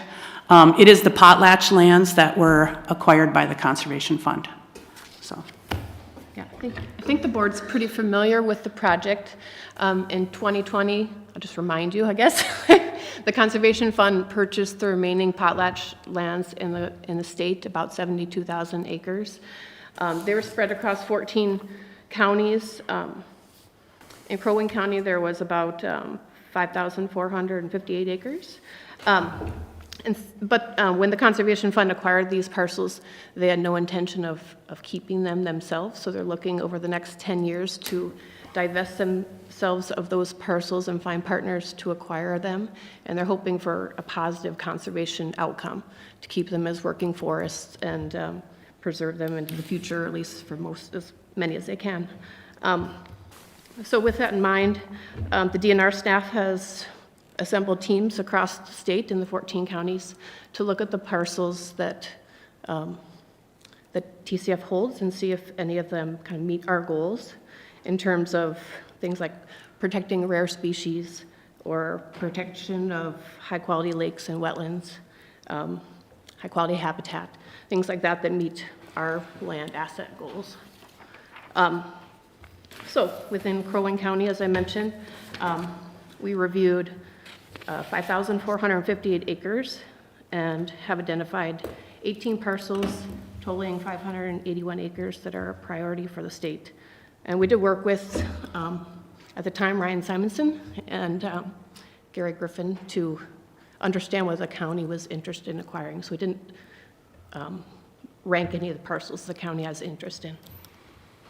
And Madam Chair, members, this is fitting into that strategy that we have been working on now for, I want to say about 7 years, to try to divest the small parcels that we have in our holdings that really we can't manage for forestry purposes because they're too small, and try to consolidate holdings. And that can be consolidation in partnership with the state, larger blocks that way. And it is because we know that forest cover is probably the number one reason that number one thing that contributes to good water quality in Crow Wing County is our forest cover. And so we see this as an investment in trying to retain water quality in our community. And it also gives us that up north look, doesn't it, that people want to come here for. And so we see those transitions as well. So this is part of the reason that we're here talking about this today is in part because the DNR has an interest in this, but also in part because Crow Wing County has an interest in this. So prior to coming to you today, we did coordinate with the townships where there's organized townships, and I provided that kind of summary as part of your packet. So in Center Township, I went to their township board and discussed the parcels that are in Center Township because those have been proposed as a state wildlife management area adjacent to Spider Lake. In that township board meeting, they took a month to kind of think and consider the project, but ultimately did write us a letter of support in supporting that DNR's acquisition of those parcels. And in Fairfield Township, we have 140-acre parcel that the State Forest is interested in. And at the time, Kurt Westerman attended the township board meeting there, and they did not let us write a letter of support, but had no opposition or objections to that acquisition. So today we're here to answer any questions you might have about the parcels that the DNR has proposed for acquisition. Do you have any maps of the surrounding areas that might be more specific than the, you Yeah, have I the county apologize map? for not, I have printed out sets, is that That's okay, I can use them. I should have provided them, because that map is pretty far out. Madam Chair? You'll go put them up on She's got, Madam Chair? thank you. Yes, Thank you. go ahead, Paul. I think I know the answer to this. Kim, maybe you can help with this, but I would assume that if the DNR acquires these parcels, those all would be eligible for Crow Wing County receiving tilt payments. Would that be correct? That is correct, and because they're DNR acquired property, they would be at the highest PILT rate, correct? Correct. I think that's for like 5 years or so, correct? Yeah. Yeah, and they were tax exempt already because the Conservation Fund had acquired them, so there are no property taxes at risk here. The PILT payments would be in addition to what we already receive. And I'll put these maps up, and Christine, maybe you want to walk us through. This is Fairfield Township. Could I ask another question, Madam Chair? Of course. Where does the Heritage Fund, just a curiosity question, where does the Heritage Fund get their money to buy these? The Conservation Parcel. Fund is a nonprofit. I don't really know the answer to that question, but I'm guessing that it is a lot of old money, deep pockets, probably from the east and west coasts. I don't know. That would be my guess. Is it the Conservation Fund or the Heritage Fund, or is it the same thing? It's a heritage forest priority. So the heritage reference is the DNR's title. The Conservation Fund is the name of the organization that is orchestrating these purchases. Correct. And the Conservation Fund, I would say that I think she answered my question, is you don't hang on to these forever, infinity. You look for partners to, like, either Crow Wing County or the DNR or the federal government to take over these properties, correct? That's typical. Okay. Thank you. So just give us a bearings, if you will, of where we're looking at. And Therese, can you put the doc cam up? Let forestry talk about this one, that's their proposal. So whereabouts this one? This was in Fairfield Township, correct? Yeah, Fairfield Township.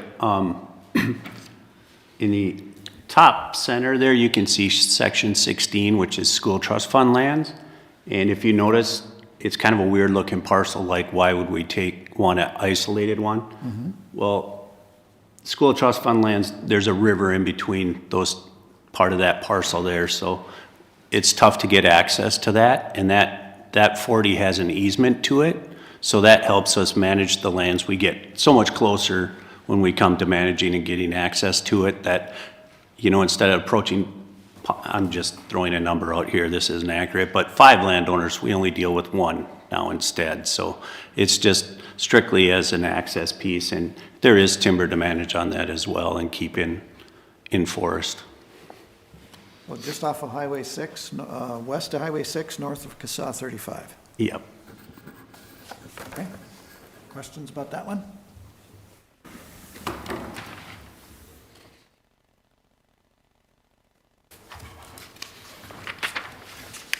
Give us our bearings on this one. I see Spider. Sorensen Lake. Road is kind of running through the middle of in between the parcels there. The ones north of Sorensen Road are of interest to this, to become part of a state wildlife management area. And the main interest there is they're adjacent to Spider Lake, and Spider Lake is a shallow lake. It has a water depth of, a definition of a shallow lake is under 20 feet in water depth, but this one in particular, we have lake surveys indicating that the water depth is max of 6.5 feet, which is really good for waterfowl production of food for them.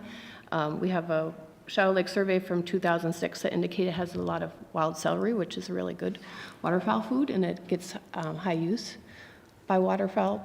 So that's why it is of interest. Most of the upland habitat there is a red pine plantation, so that one would need some help to become good wildlife habitat, but it is manageable, and as far as the state wildlife management area, protecting those shallow lakes and wetland complexes that have a high potential for production of wildlife is what we're interested in, and providing access potentially to that lake for waterfowl hunters. Any questions about those? And help us to understand, what's the ask?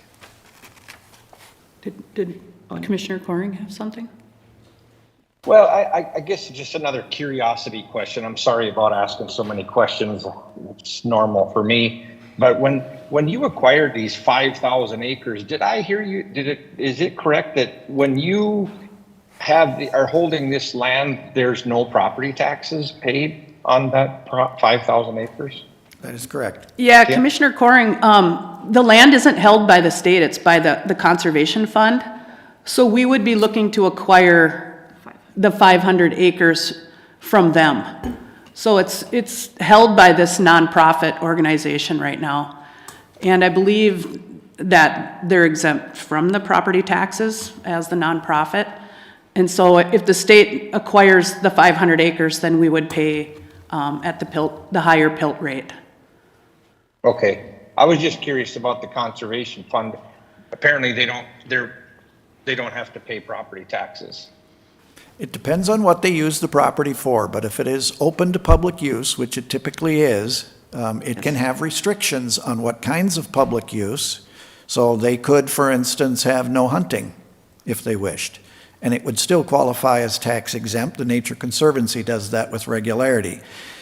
So you can go on the Nature Conservancy's property, but you can't hunt there. That's still tax exempt. And so I don't know what the Conservation Fund would be doing with this other than this. But they could do any of a number of things and still retain tax exempt status. But when Potlatch owned it, they were paying property taxes. That is correct. And what's the ask for us? Yeah, I think the ask would be that we're looking for board support so that we can pursue the funding. So the way the state is going about this is with all of the counties, we're looking to do one transaction with the Conservation Fund. In order to look for the funding, we're going to pursue legacy dollars, but we want the support from the counties And so that we're looking for a letter of support from the county, and then we can approach the legacy fund for the funding for the project. Any plan for any of these to end up in county ownership? Sometimes it is. Yeah. You guys plan to retain these, correct? Right. Okay. And I think there may be an opportunity too for counties to team up with the DNR in the approach for the funding. So because we're gonna go with one ask, then I think there's that invitation too for counties, if they are so inclined, that they could team up with the state when we go for requesting the funding. For clarification, there was 5,000 some odd acres in Crow Wing County, and Crow Wing County's kind of labeled 4,000 approximately. Interesting number. That we're interested in. Yeah, and ours Yes. is 500 after Crow Wing County's looked at it too, so, just for clarification, because I heard some different numbers thrown around there, so. The request is for a letter of support. Any objection to me putting that in the packet for your consideration at the next board meeting? Not from here. Madam Chair, so just to help me here a little bit. So this is land that has been put into conservancy or and it's coming into the DNR? And the DNR is going to hold this land or manage the land? Is that the idea of it? Or does the county manage it? This will be DNR-owned property in our jurisdiction? Yeah, the 500 acres we're looking to acquire, it'll become state property. Okay, And okay. likely be a working forest or a wildlife management area. Okay. Because there has been some other properties in Crow Wing County that have come to the county, correct? We have worked with the Conservation Fund. Right, okay, Directly. okay. on Yeah. I just some want to see if that is parcels. the same, if it's the same, it's same but Will different. Cooksey, I believe, is who we worked with, whose name you may recall seeing. So, yeah, there's a real partnership going on here, and it is about the divestment of potlatch lands and how are we going to, retain some of them at least for forestry purposes, because it's great for the water quality in our county. Yep, and it's good for the timber industry and the logging, and it, supports the economy that way too. Thank you. Madam Chair, I think I have my direction. Yep, I think so. Thank you. Thank you. Thank you very much. Thanks. Thanks, guys. Appreciate your time. Nice to meet you. Have a good day. Kelly is also helping us with our lake name changes and trying to get those things speeded up a little okay. bit, and so. We're getting the ball moving there, Tim. We got it moving, so we're happy.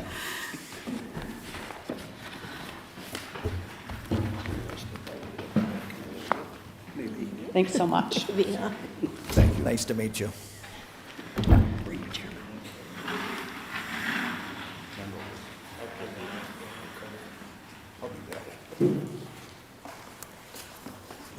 Kara.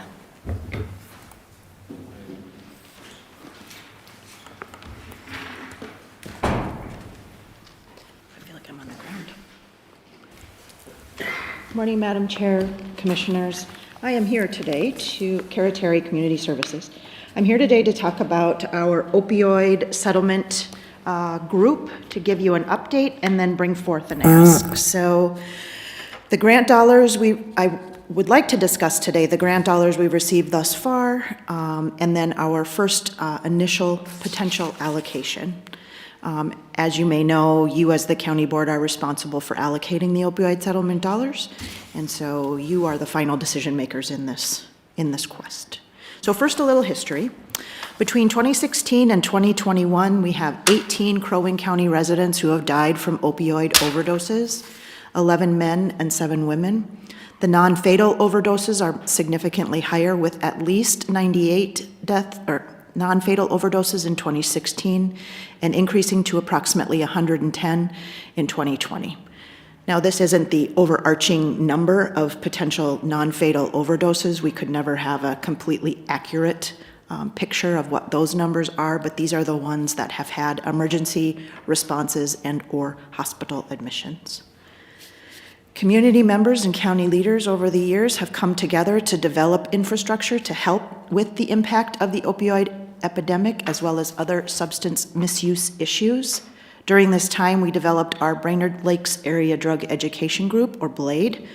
We've worked with community partners to implement programming, and we've educated and gathered feedback from our community, but there is still much work to do. In June of last year, our opioid settlement group was established, and the group has met several times. As we have met and talked through the work of our opioid settlement group, we determined that there was a great deal of overlap with our BLADE group as well. And so in January of this year, our BLADE and opioid settlement groups were merged. I'll update you on the primary areas of these groups in terms of work in just a moment, but I want to highlight funding. To continue the fight against the opioid epidemic, several states, including Minnesota, sued drug manufacturers, other companies, and individuals that contributed to the issue. The first settlements were announced in the fall of 2019, and Crow Wing County received its initial settlement on 10/17 of 22. We are slated to receive $2.5 million over the next 18 years. This amount is from the initial settlement and does not include pending litigation that is still outstanding. As of February 16th of 23, Crow Wing County has received a total of $511,742. That leaves approximately 80% left to receive, or $2.035 million. Any questions on the funding piece? I have the experts, Nick and Carolyn, here if you have specific questions. You said that's over 18 years? Correct. Okay. It is going to be more heavily front-loaded, and so I think those will be declining payments. I think there are still 3, at least, maybe up to 5 more lawsuits yet to be settled. So as those settlements occur, if the state joins the settlement, we'll be asked if we want to join the settlement. We have on the others, and so I would expect those to be coming forward. This number will grow. Thank you. So as a part of the work, we conducted a community survey to understand how the community believed the opioid settlement dollars should be spent. The group identified 4 primary areas, including prevention, treatment and recovery, harm reduction, and working in the justice system. Within these 4 areas, we developed 6 primary multifaceted strategies that include 2 in prevention. One is secondary prevention focused on children and families. In this strategy, we want to expand the capacity of programs targeting families who are impacted by substance use disorder with a focus on increasing reunification rates and safe placement options for kids. We want to provide focused education and outreach for children in foster care whose primary reason for placement is parental substance misuse. Another area or strategy under prevention is school education and training. We want to provide funding and support for schools to be trained on implementation of purchased curriculum like adverse childhood experiences or ACEs, healthy positive outcomes, substance use disorder, and positive community norms. We want to target outreach with families who are high-risk priority groups and vulnerable. Another multifaceted strategy under the treatment and recovery section is parental substance abuse. We want to expand child supportive services for individuals seeking outpatient treatment, create inpatient opportunities that are supportive environments for individuals and their children. A strategy within harm reduction includes family support services. We want to support services for children and families affected by substance use disorder, including training for professionals such as teachers, law enforcement, and others. And finally, we have 2 strategies within the justice system work that includes treatment and recovery. So integrate and strengthen substance use disorder, mental health, and primary care services and treatments throughout the criminal justice system, and post-incarceration programs to improve post-release programming for community integration, continued care and transition services for individuals after release, and to increase and improve assistance to re-entering the workforce. So as with any strategy or implementation, we could face a number of obstacles that could include limited resources to provide these services and limited service providers. As you've heard many times, there are staffing shortages and some positions are difficult to fill. Inefficient processes to identify programs and services, so making sure we're on top of how we're looking at gaps and services that are in place currently. And then our ability to measure the effectiveness of implemented programs and services that you and the groups choose. Last week, Tammy, Gina, and I met with Noelle from the University of Minnesota. She trains people at no cost to host participatory grant-making sessions. These sessions draw from the communities most impacted by the opioid epidemic in the grant-making process and allocations. Since many of the folks on our BLADE and opioid groups have not been through any sort of granting process, we thought it might be beneficial to provide them training on how to effectively do granting. So she'll be attending our meeting in March to provide that training. Up until this point, I have been the primary contact for the opioid settlement work, and Tammy and I have been the primary folks on BLADE. I don't feel like I have been able to do justice to either while still working on the other jobs that I have. For example, BLADE, we were able to do the Sober Walk in the fall of last year, and we were able to host a booth at the county fair, but there's so much more that we could do. So when our settlement and BLADE group met, we still have to figure out what we're going to call ourselves. It's kind of a lengthy name. In January, we agreed to work with the Minnesota Prevention and Recovery Alliance. This is through Minnesota Adult and Teen Challenge and Know the Truth. I'm going to call this MINPRA because otherwise it's a long name. MINPRA would hire a coordinator to both work on the opioid settlement work and the BLADE work. MINPRA has been working with us for a couple of years now. They've assisted us in applying for the Drug-Free Community Grant and have been providing presentations in our local schools. They continue to develop relationships with the schools and are presenting this week, Thursday, to students in ISD 181. I've also participated in another group that they are overseeing or helping to coordinate, the Opus Coalition meetings. These meetings are in Ramsey County and are Ramsey County's opioid group. They have done a great job in coordinating the meetings.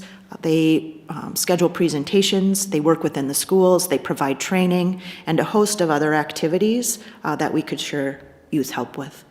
MINPRA also coordinates a peer recovery support service, and we could potentially look to them to help us move our peer recovery work forward as one of our strategies.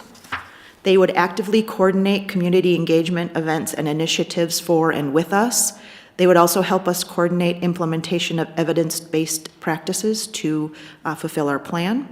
And finally, track accountability and measure the outcomes with our grant recipients, ensuring regular reporting on outcomes to the BLADE and opioid group, and handle all of our social media. Finally, as a part of the bigger picture that will again help us apply for the Drug-Free Community Grant, ideally, if we're awarded this grant, we would use those dollars to fund this position. The salary and fringe benefits would be around $60,000. And the position would be employed by the Minnesota Prevention and Recovery Alliance. This is not a new position for us. This would be funding a community partner to host the position to provide support for this work.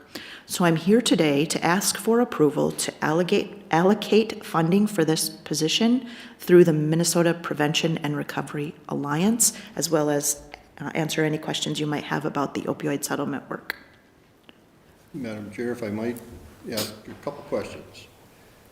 Just for clarification, you're asking for just the support to ask for those $60,000 or to forward the $60,000 hoping we get the grant? To allocate the $60,000 out of our opioid settlement funds to MINPRA to provide this position. Which we have in the bank, that 2.5? Currently, we have $511,000 in the bank. Okay, I missed that part. But, We yeah, would I think you essentially were be out. contracting with them to Correct. help us with the work to move these strategies forward. Correct. And the second thing, which is just kind of a bigger picture, we know that there's additional settlements coming. Is there any idea what the end number will be? Then I have a follow-up observation. I don't have any idea. Not outside of the $2 million that were already allocated. I don't know what the total amount will be with the other settlements. So just to make things clear, Yes. I look at this as comparable to our ARPA dollars. These are going to be one-off dollars because when they're gone, they're gone. So we hope to achieve the best outcome we can in the opiate world, but there may come a point where we have to, it won't be this board, some other board will be looking at how do we continue those efforts. But hopefully we've established a good base to address the opiate issue. Would that be accurate? Yes, sir. The funding is for 18 years, so we have a bit of a long-term horizon. However, as Administrator Houle pointed out, the funding is front-end loaded, and so we're not sure what our additional payments are going to look like over those 18 years or how much funding we'll have available to those community partners who provide these services. Those are all unknowns at this time. And I think that's why it makes more sense to pursue this as a contract than it does as an employee position, because it will be easier for us to extricate ourselves from that. There will come a time. This is a unique opportunity to really try some different things in the substance use community, to have resources to try some things, to see if they work. Whether it's peer supports, whether it's family interventions, whether it's justice-based interventions, it's to try something different. And so I like the approach here that this is contracted work. I think that it is appropriate that we consider those with lived experience and those who are working in this field. What ideas do they have? They're closer to the work than we are, and trying to find a way that we can get some of these resources into their hands to do the good work that they do, and to see if we can't find a better mousetrap. Recidivism rates in chemical dependency are very high, usually about 50%. And so moving that needle to 60% would make a huge difference in a lot of different ways, both mental health, chemical dependency, jail population, law enforcement expense, community services expense. Even if we could just move addiction 10%, goodness gracious, it would be big money. So that's the opportunity here, is to try some things different and see if we can't build a better mousetrap. Madam Chair, so who oversees this person? It would be MINPRA that would oversee the person. That person would report directly to them. And then we would have expected outcomes listed Right. in the contract, in the job description. And so we would have input into that as well. Okay, so there is some accountability. Right. And to make sure that, you know, that path that they're trying doesn't work, we can switch to another path, because there's got to be many different ways to come at this. And even though it's an opiate settlement, this is also / addiction, correct? Correct. You know, I mean, it's not just, oh, they're opiate, this is the only person that's going to be going through this program. Correct. I It's just want to make substance sure that's clear. misuse in general, not just opiates. Okay, thank you. Any other questions? All, any questions? No, thank you, Madam Chair, no questions. Okay. So we'll bring a contract forward for your consideration. Yeah, and then do you want that on, Do you want The another consent presentation on it, or do you or want another it on consent? presentation? Consent would be fine with me. Consent is fine. Perfect, thank you. One more item, Madam Chair. Okay, per diem increase report. Madam Chair, it's interesting that we went through some longer presentations and we're right back on schedule now. So- Him to please.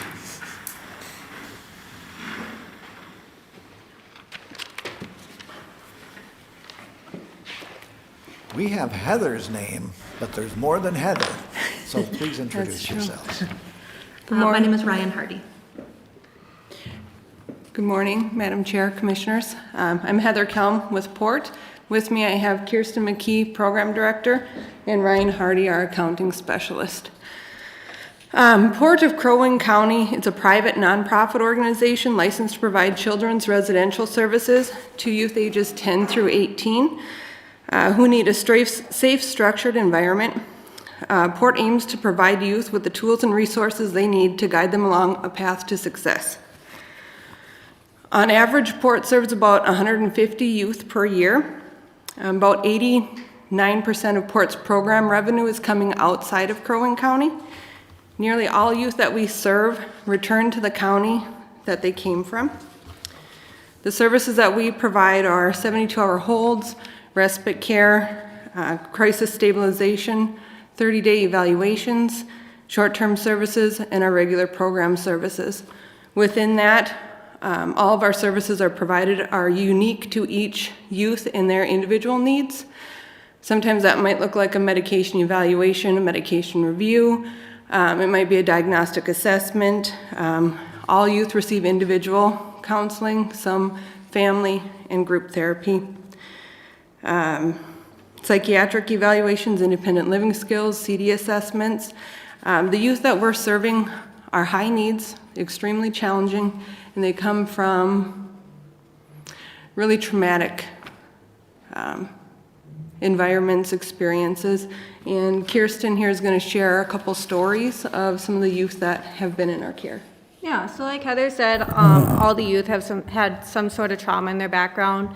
A lot of trauma might include physical, emotional, or sexual abuse. The staff at Port play an important role in these youth's lives.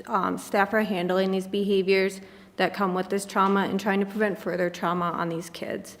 So the first story I'm going to share is about a 12-year-old girl. So this 12-year-old girl is placed with us. She had lost both of her parents due to drug overdoses. She was then adopted into a family. She was having significant behavior issues in this family, so she was referred to Port to get some further assessments, see what underlying issues were going on. So she was diagnosed with ADHD, reactive attachment disorder, depression, and anxiety. She was then placed back into this adopted family. Well, back in the adopted family, she was sexually abused by the adopted father. The youth requested to come back to Port due to the connections and safety she felt with the staff at Port and being in placement with us. Second story I'm going to share is about a boy. So we had a 17-year-old boy placed with us until he turned 18. Until he turned 18 to be able to move out on his own. He was in need of placement due to his dad having a brain aneurysm in front of the youth. And so with the brain aneurysm, the dad was no longer able to care with him and had to be placed in an adult group home. The youth's mom was no longer in the picture. So the youth was placed with us. He talked to his dad almost a daily basis. 2 months into placement, his dad had a stroke and died. So our staff had to be not just a staff, they had to be a parent figure for this youth to help him process and the grief of his dad passing, help through the funeral process and all of that. There was nobody else in the family that was able to care for the situation. So these are just 2 youth stories of the hundreds of stories that we have that staff work with on a yearly basis. Our staff have a crucial role in the lives of these youth while they're in our care. Our staff are ensuring the safety and well-being of these youth, as well as helping guide them into a future of success and hoping one day they'll no longer need to be in placement like Port. So what we're here today is we're proposing a per diem rate increase of $279.03 for Crow Wing County and $333.31 for all other counties. The average per diem rate for programs offering similar services across the state of Minnesota is about $321.10. We've heard about staff shortages on various presentations today. Also, I don't think it's a new issue coming before you, and we're suffering from the same issue, staffing shortages. It's significantly impacted service providers across the state. Numerous programs, including Port, have had to limit capacity due to not having appropriate staffing. The staffing shortage has made it nearly impossible to find, hire, and retain quality candidates. This has led to denial of placements at Port, including 3 from Crow Wing County in the last 3 months, 2 specifically from law enforcement, where they needed a safe place to put a youth, and we didn't have the staff to cover that. So there's a lot of things that go into that. If we can't take the youth, where do they go? That law enforcement officers' time, resources, in moving all of those needed resources out of our county to transport this youth somewhere else. Port strives to provide the best quality programming for youth and families in need of our services. If we're not able to retain quality staff to run the programs, the quality of services deteriorates and it significantly impacts the youth in our care. Madam Chair, if I might ask a question. You're asking to move to 279 and some change, correct? Yes. Did I hear that right? What is it currently? The current for Crow Wing County is $254.14. And for all other counties, it's currently $268.59. And for all other counties, we're requesting it to move up to $333.31. So, Madam Chair, I know I had a conversation with Commissioner Galswick from your board yesterday. Yes. A good friend of mine, former employee of the county, and similar to the experience that we just had at our board meeting where we had to address the retention of employees and the attraction of employees, we've had to readdress our situation with respect to what we're paying for wages and that. I don't think it's any different for your organization. I think this is a service that we utilize pretty frequently in Crow Wing County. It's right in our community here, so I know how important this is. I know from experience, work experience, got to be careful there, it's not my own personal experience, but work experience, how important this is and how difficult these cases are to work with these young people, particularly who have traumatic impacts in their life from the background or the families that they come from. So it's a real challenge. I think that this is something that for, $25? I think that my personal position is that we should support this. I know I will support this. So with that, I'll end. But thank you, Madam Chair. Thank you, folks, for everything that you do. Can you tell me approximately how many residents the Crow Wing County has there per year? Per year, I could talk about how many placements that they've had is about 14% of our overall. I think that accounted for about between 14 and 20 youth per year. And then considering the fact that we've had to reject some referrals as well, due to not having enough staff on to cover. Okay, so we've had 14 to 20 youth. How many days, I guess, is a better? It was about 641 placement days. Okay. Thank you. Madam Chair, can I ask a question? Of course. So, so with the rate, the increase in the per diem, it almost sounded, and I don't want to be putting words in your mouth, but it almost sounded like you're thinking that this is going to help either recruit more staff, or are you going to give the current staff an increase to retain them? Is that kind of the strategy behind this? Yes, it'll do both. The primary focus is to retain the staff that we have. Over 80% of our expenses, of course, being a service organization, over 80% of that is going into employee wages. So by increasing our current employee wages and then hiring at a higher rate, we'll be able to attract more and new qualified employees as well as retain the ones that we have. Madam Chair, could I ask another question? Mm-hmm. So, if you don't want to answer this, it's fine, but I'm just wondering what kind of money does like a staff care person receive in your organization? You don't have to answer that if you don't want to, but I'm just out of curiosity, I guess what concerns me is, I'm concerned about our nursing homes too, and they're struggling to find staff, and I guess I'm just curious about what kind of money you pay, if you wouldn't mind telling the board. My answer would be not enough. Okay. The things that, what's different between nursing and the staff at Port, we're dealing with really challenging behaviors. When youth experience a lot of trauma in their lives, when they turn into teenagers, it comes out in weird, awkward ways. And I watched some of the previous committee of the whole meetings, and I know you guys talked about how a lot of this stuff comes to you in a very sanitary way. But our staff are getting yelled at every day, getting called names. It's a high stress environment.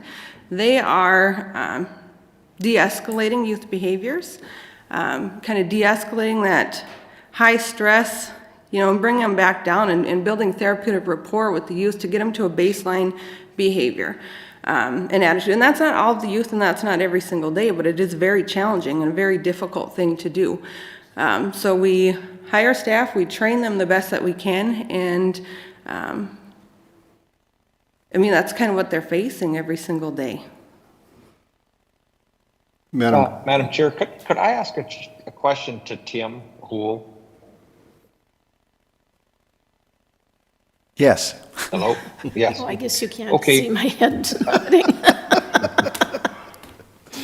So I guess my question is I don't even know why they need to ask for a rate increase. I mean, they raise their rates to wherever they want to be, and then if Crow Wing County wants to use them, that's what the rate is. Or why would we have to approve that rate increase?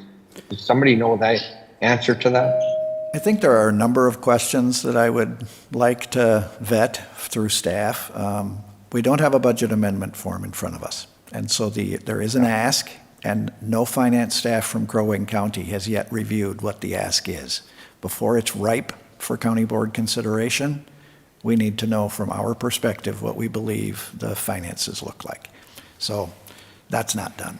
Two, it's February, and our budget cycle is January through December. And so what you're asking for is something that we can no longer raise the revenue to pay for 23. We've already levied. The third thing is there an outside funding source for this? And no. And so I just think that there's a fair number of questions here that I would like an opportunity to vet with our staff before I think it's ripe for the board's consideration. Madam Chair, may I also address the question? Yes. Okay. Port is licensed under CRF 2960. It is in 2960 where the requirement is that the county sets the per diem rate. We're the host county, aren't we? Yes, it's host county contracting. Okay. And you're familiar with that concept, Commissioner Coring? I am. Basically, we set the rate, and we set the rate that they can charge to other counties too. And so we're the host county, whether we want to be or not. Madam Chair. So this would result in potentially a $16,000 budget impact. In consulting with Nick, it's going to be really hard to bring a budget amendment forward when we don't necessarily know how many kids are going to be coming forward, and we don't have a specific budgeted amount specifically to Port. You got the history, though. I would say you would extrapolate it off of the history of what we've actually used in the past. And so take an average of the last 4 years of usage, add the marginal cost increase into it, and cost it out. It's going to be an average, and it'll be close. Okay. Madam Chair, may I ask, where does your majority of your funding come from for Port? What was it, 96% is through program income, and that Okay, is... through what you're doing, your per diem? Yes. yeah. Okay, okay. Well, Madam Chair, if it's okay, I think this is likely going to come forward for your consideration. There's a few Ts I would like to cross on this, a few Is to dot. I'm guessing we might even be able to get that done yet this week, if it's okay. And then we can put it in your board packet for further discussion and consideration, if that's okay with you. Yeah, I'd just like to know what the best guesstimate would be for what that impact would be for the year. That would be good to know. Well, Have that. if we had 641 placement days at $25, which is the increase, it's $16,025. Yeah, okay. That's where the 16 grand is coming from. Mhm. I just want to make sure that we know the 5-year history. Yeah, this is just 1 year. Madam Chair, before could I ask one more Yeah, question? due diligence.